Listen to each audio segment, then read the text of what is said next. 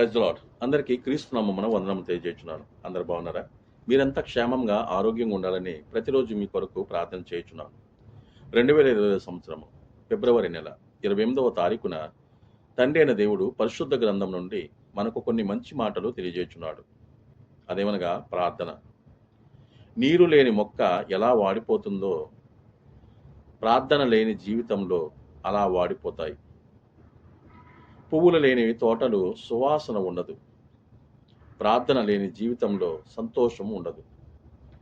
సైనికునికి ఆయుధాలు లేకపోతే శత్రువు దాడి చేస్తాడు. విశ్వాసికి ప్రార్థన లేకపోతే సాతానుడు దాడి చేస్తాడు. ప్రార్థన శక్తి విశ్వాసి గ్రహించలేక లోకంతో కొట్టుకొని పోతున్నాడు.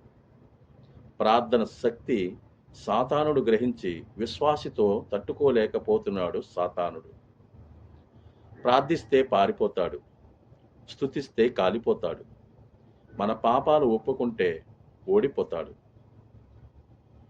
సంఘములో ప్రార్థన మాని పడుకున్న వారు కూలుతున్న గోడపై ఏడుకున్న వారితో సమానము.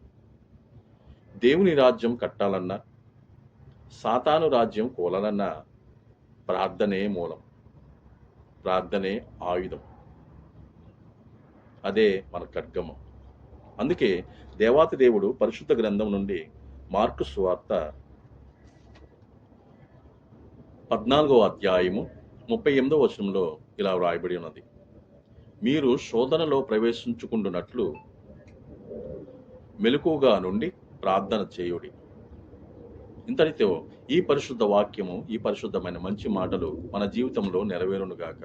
ఆమేన్.